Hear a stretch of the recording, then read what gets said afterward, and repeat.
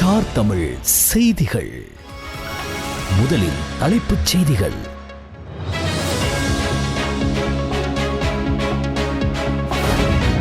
தேசிய சுற்றுச்சூழல் தின கொண்டாட்ட நிகழ்வு ஜனாதிபதி அனுரகுமார திசாநாயக்க தலைமையில் கேகாலையில் இடம்பெற்றது.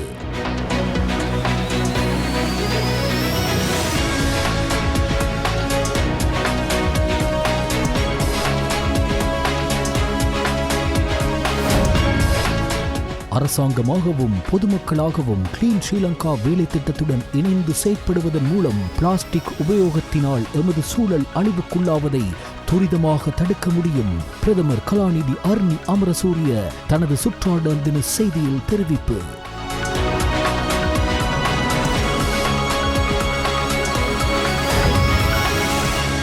முன்னாள் ராஜாங்க அமைச்சர் ஷஷிந்திர ராஜபக்ச வாக்குமூலம் வழங்குவதற்காக லஞ்ச ஊழல் விசாரணை ஆணைக்குழுவில் முன்னிலை.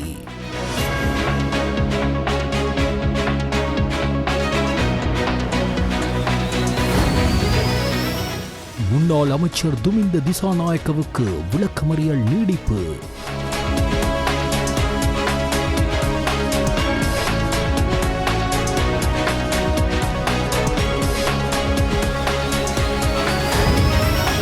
இலங்கை கிரிக்கெட் அணியின் முன்னாள் வீரர் சச்சித்ர சேனாநாயக்கவுக்கு எதிராக குற்றப்பத்திரிகை தாக்கல்.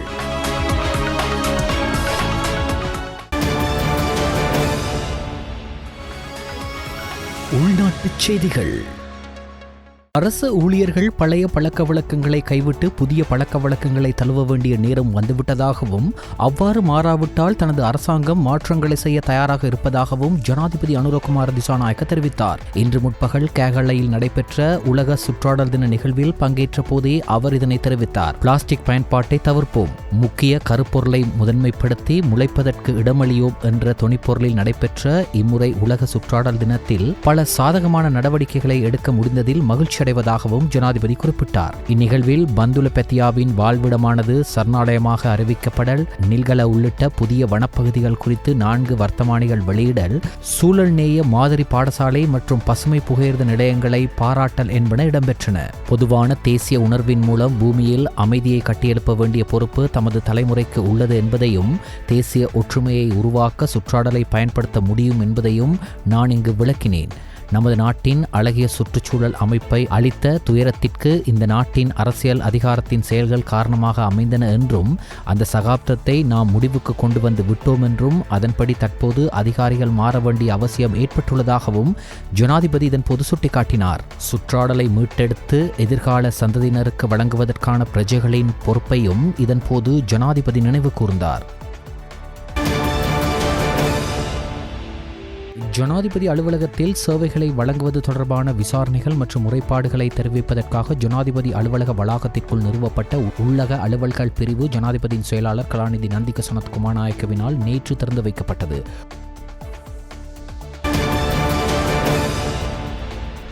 உலக சுற்றாடல் தினத்தை முன்னிட்டு பிரதமர் கலாநிதி அர்னி அமரசூரியவின் சுற்றாடல் தின செய்தி. எமது இலங்கை தேசமானது ஒரு தனித்துவமான சமுத்திர வளையத்தால் சூழப்பட்ட 100க்கும் மேற்பட்ட முக்கிய நதிகளை கொண்ட தீவு முழுவதும் பரந்து காணப்படும் தரமான மண்ணடுக்குகள் மற்றும் வியத்தகு உயிர் பல்வகைமை ஆகியவற்றை கொண்ட ஒரு எழில்மிகு சுற்றாடல் முறைமையாகும். இந்த ஆண்டு உலக சுற்றாடல் தினத்தின் கருப்பொருள் பிளாஸ்டிக் மாசுபாட்டை முடிவுக்கு கொண்டுவர அனைவரும் ஒன்றிணைந்து செயல்படுவோம் என்பதாகும். அரசாங்கமாகவும் பொதுமக்களாகவும் கிளீன் ஸ்ரீலங்கா வேலை திட்டத்துடன் இணைந்து செயல்படுவதன் மூலம் பிளாஸ்டிக் உபயோகத்தினால் எமது சூழல் அழிவுக்குள்ளாவதை துரிதமாக தடுக்க முடியும் என்று நான் நம்புகிறேன். துளிர்த்து வளர வழிவிடுவோம் என்பது இந்த ஆண்டு தேசிய சுற்றாடல் தின கருப்பொருளாகும். இலங்கை என்ற நாமம் உலகில் உயர்ந்து நிற்க இந்த தேசத்தின் சூழல் முறைமைக்கும் இத்தேசத்தின் பிள்ளைகளான அனைத்து மனிதர்களினதும் மானுட பண்புகள், சமூக அந்தஸ்து மற்றும் அவர்களது பொருளாதார ஆகியன தொழிற்து செழித்து வளர வழிவகுக்கும் ஒரு நாட்டை கட்டியெழுப்ப நாம் அனைவரும் அர்ப்பணிப்புடன் செயல்படுவோம். இலங்கை கிரிக்கெட் அணியின் முன்னாள் வீரர் சச்சித்ர சேனாநாயக்கவுக்கு எதிராக சட்டமா அதிபர் அம்பாந்தோட்டை உயர்நீதிமன்றத்தில் குற்றப்பத்திரிகை ஒன்றை தாக்கல் செய்துள்ளார். 2020ஆம் ஆண்டு இடம்பெற்ற ஸ்ரீலங்கா பிரீமியர் லீக் போட்டியின் போது ஆட்ட நிர்ணயத்தில் ஈடுபடுவதாக கிரிக்கெட் வீரர் தரிந்து ரத்நாயக்கவை தூண்டியதாக அவர் மீது குற்றம் சாட்டப்பட்டுள்ளது. முன்னாள் ராஜாங்க அமைச்சர் சசீந்திர ராஜபக்ச வாக்குமூலம் வழங்குவதற்காக லஞ்ச ஊழல் விசாரணை ஆணைக்குழுவில் இன்று காலை முன்னிலையாகினார். இன்று காலை 9 மணி அளவிலேயே அவர் இவ்வாறு முன்னிலையாகியிருந்தார். சீன நிறுவனத்திடமிருந்து தரமற்ற கரிம உர கப்பலை இறக்குமதி செய்ததன் மூலம் அரசாங்கத்திற்கு நட்டம் ஏற்படுத்திய சம்பவம் தொடர்பாக லஞ்ச ஊழல் விசாரணை ஆணைக்குழுவில் இடம்பெற்று வரும் விசாரணைக்கு அமைவாக அவருக்கு அழைப்பு விடுக்கப்பட்டதாக தெரிவிக்கப்படுகிறது. யாழ்ப்பாணம் போதனா வைத்தியசாலையில் அரச நியமனம் வழங்காது 3 வருட காலத்திற்கு சுகாதார தொண்டர்களாக அமர்த்தப்பட்டவர்களுக்கான சம்பளத்தை பெற்றுக்கொள்ள முடியுமா இல்லை பெற்றுக் கொடுக்க முடியுமா என்று பாராளுமன்ற உறுப்பினர் ராமநாதன் அர்ச்சுனா இன்று பாராளுமன்றத்தில் கேள்வி எழுப்பியிருந்தார். பாராளுமன்றத்தில் இடம்பெற்ற அமர்வில் உரையாற்றுகையிலேயே அவர் இவ்வாறு கேள்வி எழுப்பியிருந்தார். நான் பேராதனை வைத்தியசாலையிலே வேலை செய்திருக்கிறேன். அங்கே தரப்படுகின்ற டொனேஷன்ஸ் உபகரணங்கள் மட்டுமல்ல, பணமாகவும், முக்கியமாக எங்களுடைய வடக்கு மாநிலத்தை எடுத்து பார்த்தீர்கள் என்றால் எங்களுடைய சொல்லப்படுகிற விடயம், தெற்கில் இருக்கிற அரசாங்கம் வடக்கு மாநிலத்தில் இருக்கிற வைத்தியசாலைகளை ஒரு உதவியுமே செய்வதில்லை, அனாதரவாக விட்டிருக்கிறது. ஆகவே நாங்கள் வெளிநாட்டில் இருக்கின்ற எங்களுடைய உறவுகளிடமிருந்து பணங்களை மில்லியன் கணக்காக பெற்றிருக்கிறோம். ஒரு நல்ல உதாரணம், தெல்லிப்பளை வைத்தியசாலையிலே 30 மில்லியன் ரூபாய் அண்மையில அது தொடர்பாக சுகாதார அமைச்சு அதனுடைய அறிக்கைகளையும் ஆரம்பித்திருக்கிறது, விசாரணைகளையும் ஆரம்பித்திருக்கிறது. 30 மில்லியன் ரூபாய் வெல்ஃபேர் சொசைட்டிக்குள்ளாக கேன்சர் புற்றுநோய் வைத்தியசாலைக்கு வழங்கப்பட்டிருக்கிறது. பணமாக, உபகரணங்கள் அல்ல, பணமாக வழங்கப்பட்டிருக்கிறது. அவ்வாறான நன்கொடைகளை எனக்கு தெரிந்த வகையிலே அரசாங்கத்துக்கு அனுப்பி அரசாங்க திரைசேரியின் மூலமாகத்தான் பெற்றுக்கொள்ள முடியும். நேரடியாக யாருமே பணத்தை பாவிக்க முடியாது.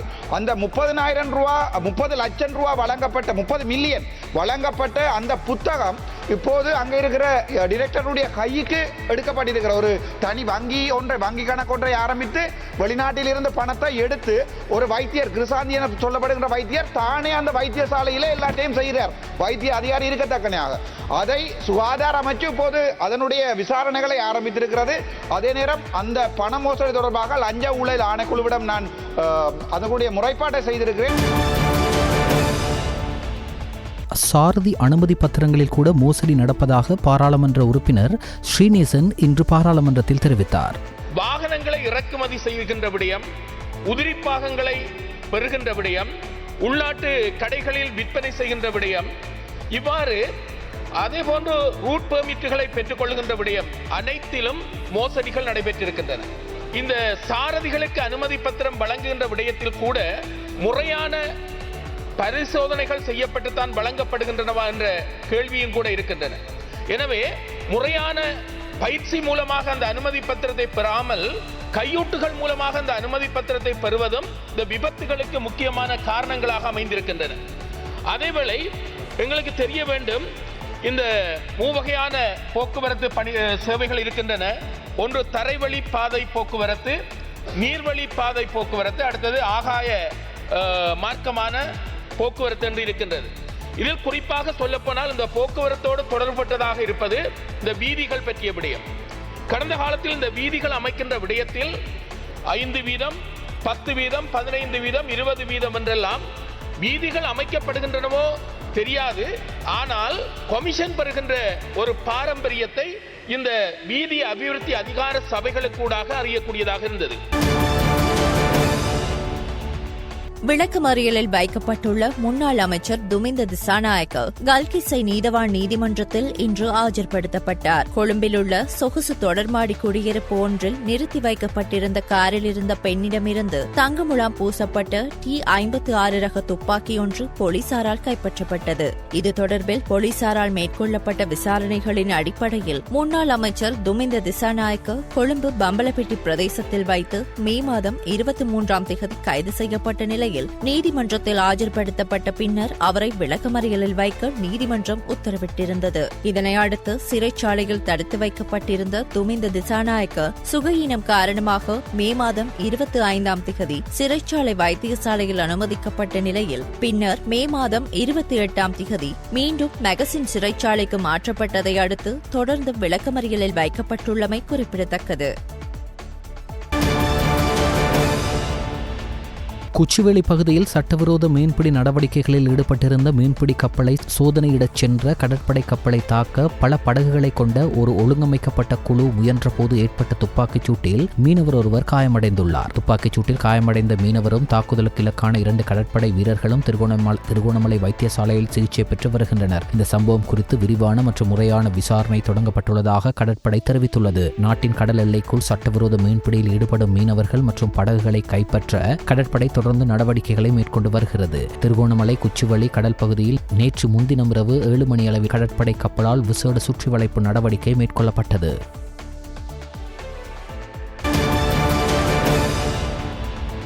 வாகன இறக்குமதியின் மூலம் அரசாங்கம் எதிர்பார்க்கும் 450 பில்லியன் ரூபாய் வருமானத்தை இந்த வருட இறுதிக்குள் அடைய முடியும் என திரைசேரி அதிகாரிகள் அரசாங்க நிதி பற்றிய குழுவில் தெரிவித்துள்ளனர். இந்த வருடம் முதல் 5 மாதங்களில் மாத்திரம் வாகன இறக்குமதி மூலம் 136 பில்லியன் ரூபாய் வருமானத்தை ஈட்டியுள்ளதாகவும் அவர்கள் தெரிவித்தனர்.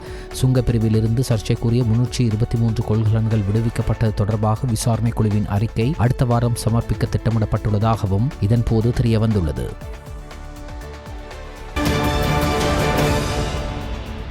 கலனி பல்கலைக்கழகத்தின் ராகம் மருத்துவ பீடத்தில் நிறுவப்பட்ட செயற்கை கருத்தரித்தல் நடைமுறைகளை நடத்தும் புதிய மகப்பேறியல் மற்றும் பெண்யோயியல் பிரிவில் IVF எனும் செயற்கை கருத்தரிப்பு முறையில் முதலாவது கருத்தரிப்பு வெற்றிகரமாக இடம்பெற்றுள்ளது. குறைந்த செலவில் சேவைகளை பெற்றுக்கொள்ளக்கூடிய அரசாங்கத்தின் நிதியுதவியின் கீழ் முன்னெடுக்கப்பட்டு வரும் முதலாவது கருத்தரித்தல் சிகிச்சை மையம் இதுவென்பது குறிப்பிடத்தக்கது.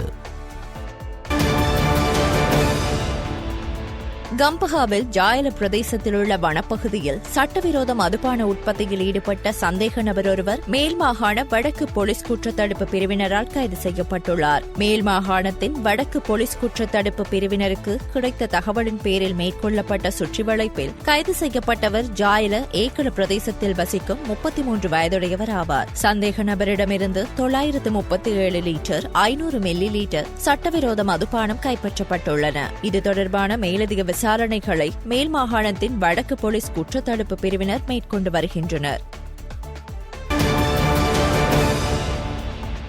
வெள்ளவத்தை ராமகிருஷ்ணா பிளேஸில் உள்ள 5 மாடி கட்டிடத்திலிருந்து விழுந்து ஒருவர் உயிரிழந்துள்ளதாக வெள்ளவத்தை போலீசார் தெரிவித்துள்ளனர். விபத்தில் உயிரிழந்தவர் மட்டக்களப்பு பகுதியைச் சேர்ந்த 59 வயதுடைய 2 பிள்ளைகளின் தந்தையான ராசையா தவராசா என அடையாளம் காணப்பட்டுள்ளதாக போலீசார் தெரிவித்தனர். இவர் 3 வருடங்களுக்கு முன்பு வெள்ளவத்தை ராமகிருஷ்ணா பிளேஸில் உள்ள ஒரு வர்த்தகரின் வீட்டிற்கு காவலாளியாக வேலைக்கு வந்துள்ளார். மேல் மாடியில் உள்ள நடைபாதைக்கு அருகில் மரக்கைப்பிடியால் செய்யப்பட்ட சாதனத்தை பயன்படுத்தி எண்ணெய் அடைப்புகளை சுத்தம் செய்யும் போது அவர் கீழே விழுந்துள்ளதாக தெரிவிக்கப்படுகிறது. மேலும் இவர் சம்பவ இடத்திலேயே உயிரிழந்ததாக போலீசார் தெரிவித்தனர்.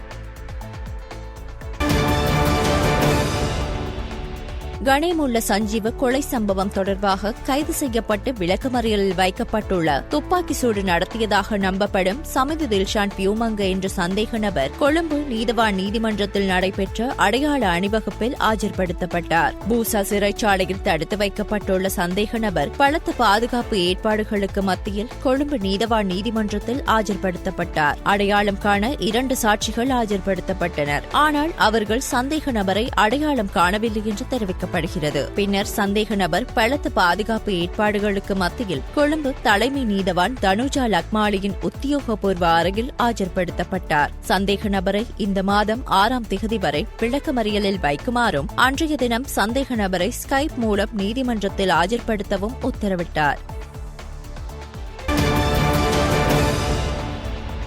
ஆஸ்திரேலிய தொழிலதிபர் பிரையன் ஷாடிக்கு சொந்தமான 20 மில்லியன் ரூபாய் உள்ளூர் நிறுவன பங்குகளை நம்பிக்கை மோசடி செய்த குற்றச்சாட்டில் முன்னாள் அமைச்சர் உதய கம்மன்பிலவுக்கு விதிக்கப்பட்ட பயணத்தடையை நீக்குமாறு கொழும்பு மேல் நீதிமன்றம் இன்று குடிவரவு மற்றும் குடியகழ்வு கட்டுப்பாட்டாளருக்கு உத்தரவிட்டுள்ளது. அதன்படி உதய கம்மன்பில சார்பில் ஆஜரான வழக்கறிஞர் இனோகா பெரேரா தனது கட்சிக்காரருக்கு விதிக்கப்பட்ட பயணத்தடையை நீக்க குடிவரவு மற்றும் குடியகழ்வு கட்டுப்பாட்டாளருக்கு உத்தரவு பிறப்பிக்குமாறு நீதிமன்றத்தை கோரியிருந்தார். அதன் அடிப்படையில் முன்வைக்கப்பட்ட சாட்சியங்களை கருத்தில் கொண்ட கொழும்பு மேல் நீதிமன்ற நீதிபதி பிரதீப் அபேரத்னா உதய கம்மன்பிலவுக்கு விதிக்கப்பட்ட வெளிநாட்டு பயணத்தடையை நீக்குமாறு குடிவரவு மற்றும் குடியகழ்வு கட்டுப்பாட்டாளருக்கு உத்தரவிட்டுள்ளார். இலங்கை பின்னடைவை நோக்கி செல்கின்றதா? இது தொடர்பாக பாராளுமன்ற உறுப்பினர் கோடீஸ்வரன் பாராளுமன்றத்தில் கேள்வி எழுப்பியிருந்தார்.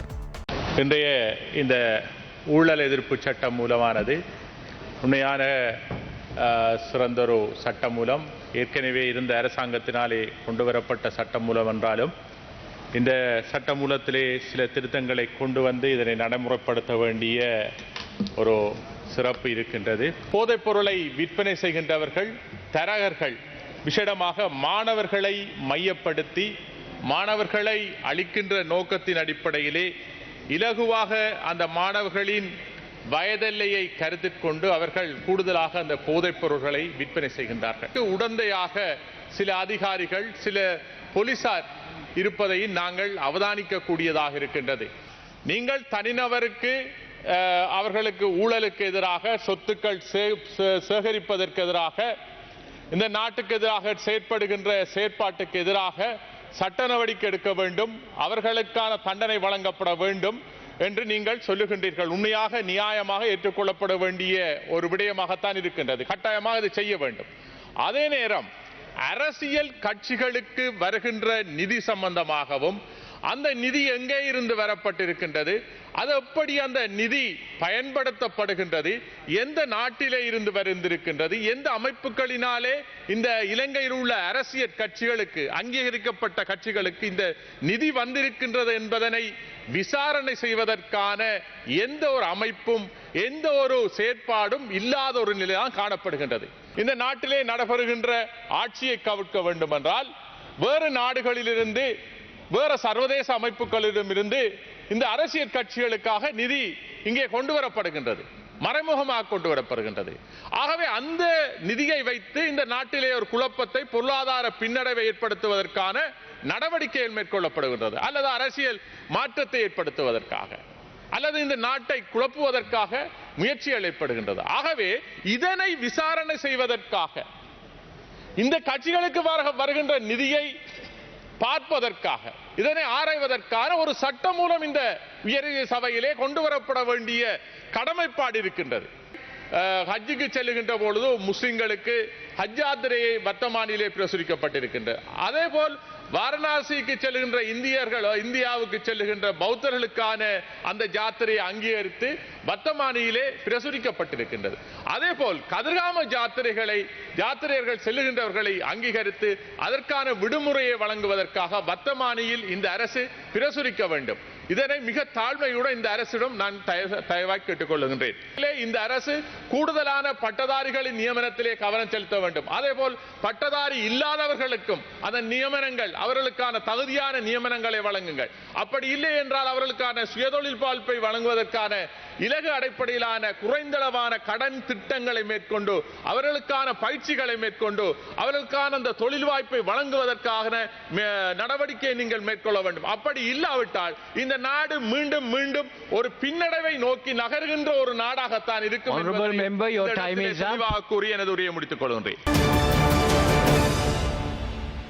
இந்த நாட்டில் நல்லிணக்கம் ஏற்பட வேண்டியது அவசியம் என பாராளுமன்ற உறுப்பினர் ஃபஸ்மின் ஷெரீப் தெரிவித்தார். ஒரு வீடு கட்டுவதற்கு பெர்மிஷன் எடுப்பதற்கு கூட 25,000 50,000 லஞ்சம் கொடுக்கக்கூடிய ஒரு சூழ்நிலையில் தான் கம்பளை நகரம் இருக்கின்றது. குறிப்பாக சொல்லிக்கொள்ள வேண்டும், முன்னாள் உபநகர பிதா அவர்கள் ஒரு கானை மறைத்து, வடிகால் அமைப்பை மறைத்து வீடொன்றை கட்டியுள்ளார். அவரின் பெயர் மின்னா சின்னதொரு என்று சொல்லக்கூடியவர். அதன் மூலம் கம்பளை பிரதேசத்தில் பாரிய வெள்ளம் வந்து கொண்டிருக்கின்றது. அது சம்பந்தமாக நான் சில அரசு அதிகாரிகளுக்கு அனுமதித்து வார்த்தைகளை சொன்னாலும் அது சம்பந்தமாக சில அரசியல் வாதிகளின் தூண்டுதலினால் நடவடிக்கை எடுப்பதில்லை. நியோஜ எமதி முனீர் மௌலவி அவர்கள் சம்பந்தமாக ஞானசார தேரர் அவர்கள் சில வெறுக்கத்தக்க ஜாதிவாத பேச்சுகளை பேசியிருந்தார்கள். அவர் ஒன்றை புரிந்து கொள்ள வேண்டும், அவர் ஏற்கனவே இலங்கை நீதிமன்றத்தில் 2 முறை தண்டனை பெற்று ஒரு முறை ஜனாதிபதி அவர்களின் சமாபம் எடுத்துக்கொள்ள பெற்ற ஒருவராயிருக்கிறார். அவர் வருங்காலத்தில் இது போன்ற ஜாதிவாத பேச்சுகளை பேசினால் எங்கள் அரசாங்கம் நிச்சயமாக அவர் மீது நடவடிக்கை எடுத்து சட்ட நடவடிக்கை எடுக்கும். பலஸ்தீன மித்தத்துவ சங்கமேயில் எங்கள் பிமல் ரத்நாயக்க அமைச்சர் அவர்கள் முன்னாள் தலைவராக இருந்தார்கள். இந்த தடவை எங்கள் புத்த சாசன அமைச்சர் சுனில் சனவி அவர்கள் தலைவராக இருக்கிறார்கள். நாங்கள் பலஸ்தீன மக்களுடன் தான் முஸ்லீம்கள் அனைவரும், இந்த அரசாங்கமும் நிச்சயமாக இருக்கின்றது. நாங்கள் எந்த விதத்தில் பயங்கரவாதத்துக்கும் துணை போகக்கூடிய ஒரு அரசாங்கமாக இல்லாமல் மக்களுக்கு சேவை செய்யக்கூடிய ஒரு அரசாங்கமாக நிச்சயமாக இருக்கின்றோம். இன்று முஸ்லிம்கள் மீது பாரிய கரிசனையுடன் எங்கள் ஜனாதிபதி நடந்து கொண்டுள்ளார். முஸ்லிம்களுக்கு தேவையான அனைத்து அபிவிருத்திகளையும் கட்சி பேதம் பார்க்காமல், மத விடயங்கள் பார்க்காமல், இலங்கையில் உள்ள அனைத்து மக்களுக்கும் செய்யக்கூடிய ஒரு சேவையை செய்து கொண்டுள்ளார். இந்த அரசினால் குற்றவாளிகள் கடுமையாக தண்டிக்கப்படுவார்கள் என பாராளுமன்ற உறுப்பினர் கலைச்செல்வி தெரிவித்தார். எதிர்க்கட்சியில் உள்ளவர்கள் கூக்குரல் இட்டுக் கொண்டிருக்கின்றார்கள் தான் தெரியும். இந்த சட்டம் இந்த பாராளுமன்றத்தில் அமுலாக்கப்பட்டு நடைமுறைப்படுத்தப்படும் பட்சத்தில் நான் நினைக்கின்றேன், இந்த எதிர்க்கட்சியில் அமர்ந்திருக்கின்ற அநேகமானோர்கள் எங்களது சட்டத்துறை அமைச்சருக்கு ஜம்பர் உடுத்துவதாக கூறிய அனைவரும் கூட சில வேளைகளில் ஜம்பர் உடுத்தி கொண்டு சிறை கூடுகளில் இருக்க வேண்டி வரும். இன்று கூக்குரலிடும் இந்த எதிர்க்கட்சியில் உள்ள உறுப்பினர்கள் இந்த மாதிரியான ஒரு முக்கியமான ஒரு பிரேரணை இந்த சபைக்கு வைக்கும் போது அநேகமானோர் இந்த சபையில் இல்லை. ஆனால் தேசிய மக்கள் சக்தி அரசாங்கம் வந்தது வேற எதற்காகவும் அல்ல, லஞ்சம், ஊழல் போன்ற இந்த மக்களின் பணத்தை சூறையாடிய இவர்களுக்கு சரியான தண்டனையை பெற்றுக் கொடுப்பதற்கு.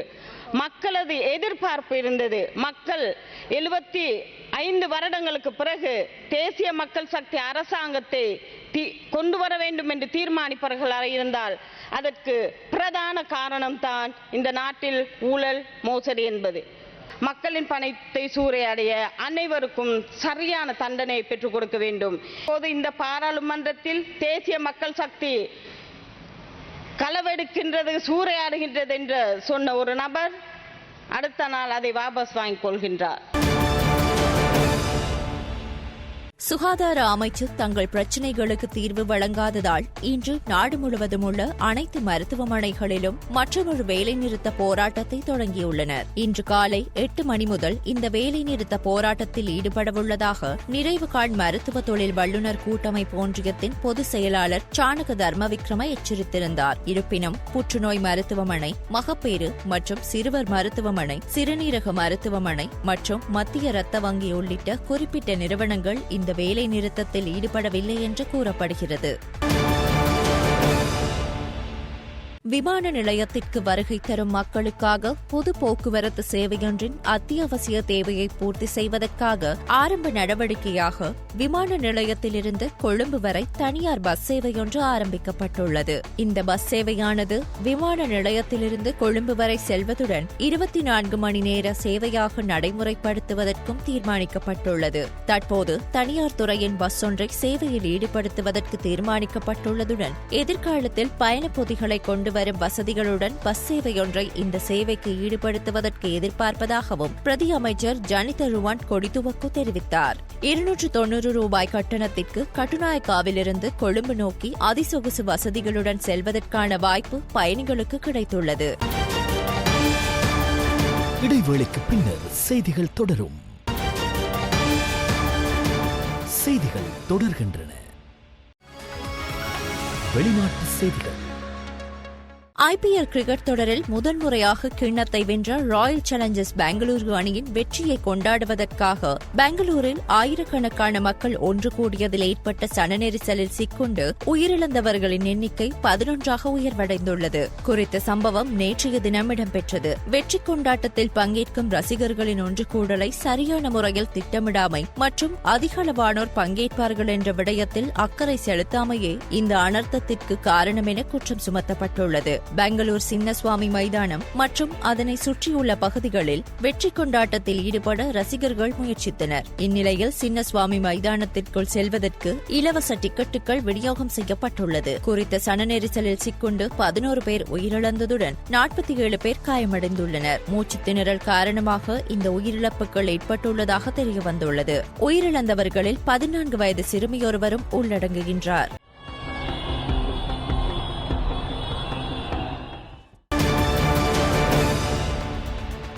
அமெரிக்க ஜனாதிபதி டொனால்ட் ட்ரம்ப் 12 நாடுகளிலிருந்து அமெரிக்காவுக்கு பயணம் மேற்கொள்வதை தடை செய்யும் உத்தரவில் கையெழுத்திட்டுள்ளார். தேசிய பாதுகாப்பை கருத்தில் கொண்டு இந்த நடவடிக்கை எடுக்கப்பட்டிருப்பதாக டொனால்ட் ட்ரம்ப் தெரிவித்துள்ளார். அதன்படி Afghanistan, Myanmar, Chad, Congo, Equatorial Guinea, Eritrea, Haiti, Iran, Libya, Somalia, Sudan, Yemen ஆகிய நாடுகளிலிருந்து அமெரிக்காவுக்கு பயணம் மேற்கொள்ள முடியாது. மேலும் Burundi, Cuba, Laos, Sierra Leone, Togo, Turkmenistan, Venezuela ஆகிய நாடுகளிலிருந்து வருவோருக்கு மேலதிக கட்டுப்பாடுகள் இருக்கும். இந்த பயணத்தடை உத்தரவு குறித்து CBS ஊடகம் முதலில் செய்தி வெளியிட்டது.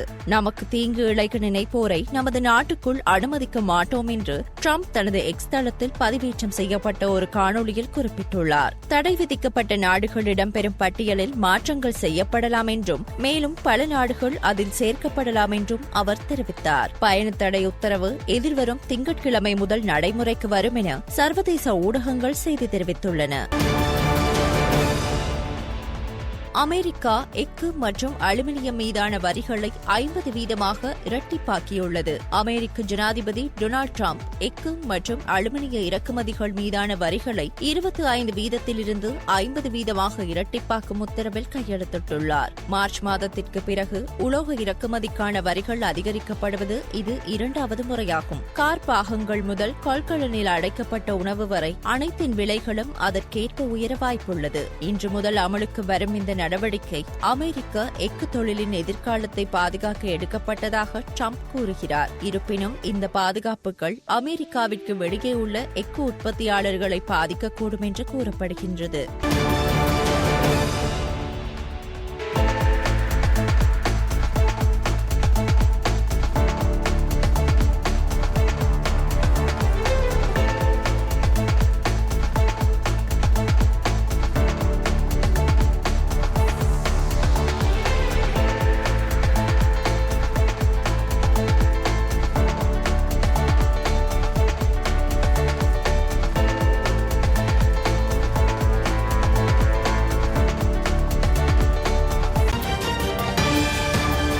இடைவேளைக்கு பின்னர் செய்திகள் தொடரும். செய்திகள் தொடர்கின்றன. விளையாட்டு செய்திகள். பங்களாதேஷ், இலங்கை ஆகிய 2 கிரிக்கெட் அணிகளும் ICCயின் உலக டெஸ்ட் சாம்பியன்ஷிப் புதிய பருவத்திற்கான 2 போட்டிகள் கொண்ட டெஸ்ட் தொடரில் ஆடவிருக்கின்றன. அதன்படி இந்த தொடருக்கான பங்களாதேஷ் டெஸ்ட் குழாம் நஜ்முல் ஹுசைன் ஷண்டோ தலைமையில் அறிவிக்கப்பட்டிருக்கின்றது. இதன் மூலம் அடுத்த ஓராண்டுக்கு ஷண்டோவின் டெஸ்ட் தலைவர் பதவிக்காலமும் அதிகரிக்கப்பட்டுள்ளதாக கூறப்படுகின்றது. அறிவிக்கப்பட்டிருக்கும் பங்களாதேஷ் டெஸ்ட் குழாத்தின் விக்கெட் காப்பு துடுப்பாட்ட வீரராக லிடன் தாஸ் உபாதையின் பின்னர் இணைக்கப்பட்டுள்ளதோடு சுமார் 2 வருட இடைவெளியின் பின்னர் வேகப்பந்து வீச்சாளர் இபாட்டோட் ஹுசைனிற்கும் வாய்ப்பு வழங்கப்பட்டுள்ளது. மறுமுனையில் இடதுகை சுழல் வீரர் ஹசன் முராட் மற்றும் வலதுகை வேகப்பந்து வீச்சாளர் நாஹித் ரனா ஆகியோரும் சிறு இடைவெளியின் பின்னர் வாய்ப்பினை பெற்றுள்ளனர். அதேவேளை பங்களாதேஷின் இறுதி டெஸ்ட் தொடரில் பங்கேற்றிருந்த தன்வீர் இஸ்லாம், தன்சிம் ஹசன் சாஹிப் மற்றும் மஹமுதுல் ஹசன் ஜாய் ஆகியோருக்கு இலங்கை டெஸ்ட் தொடரில் ஓய்வு வழங்கப்பட்டிருக்கின்றது. பங்களாதேஷ் இலங்கை அணிகளிடையிலான டெஸ்ட் தொடரின் முதல் போட்டி ஜூன் மாதம் 17ஆம் திகதி காலியிலும், 2வது டெஸ்ட் போட்டி ஜூன் மாதம் 25ஆம் திகதி மேல் சப்ரகமோ, மத்திய மற்றும் வடமேல் மாகாணங்களிலும் காலி மற்றும் மாத்தர மாவட்டங்களிலும் பல தடவைகள் மழை பெய்யக்கூடும் என வளிமண்டலவியல் திணைக்களம் எதிர்வு கூறியுள்ளது. அதற்கமைய ஊவா மற்றும் கிழக்கு மாகாணங்களிலும் புலனர்வ மாவட்டத்திலும் மாலை அல்லது இரவு வேளைகளில் சில இடங்களில் மழை அல்லது இடியுடன் கூட இடியுடன் கூடிய மழை பெய்யக்கூடும் என வளிமண்டலவியல் திணைக்களம் வெளியிட்டுள்ள அறிக்கையில் தெரிவிக்கப்பட்டுள்ளது. மத்திய மலைநாட்டின் மேற்கு சரிவுகளிலும் வடக்கு, வடமத்திய, வடமேற்கு மற்றும் தெற்கு மாகாணங்களிலும் திருகோணமலை மாவட்டத்திலும் அவ்வப்போது மணிக்கு 30 தொடக்கம் 40 கிலோமீட்டர் வேகத்தில் மிதமான பலத்த காற்று வீசக்கூடும். இடியுடன் கூடிய மழை பெய்யும் வேளைகளில் அப்பிரதேசங்களில் தற்காலிகமாக பலத்த காற்றும் வீசக்கூடும். மின்னல் தாக்கங்களினால் ஏற்படக்கூடிய பாதிப்புகளை குறைத்துக் கொள்ள பொதுமக்கள் தேவையான முன்னெச்சரிக்கை நடவடிக்கைகளை எடுத்துக் கொள்ளுமாறு வளிமண்டலவியல் திணைக்களம் அறிவுறுத்தியுள்ளது.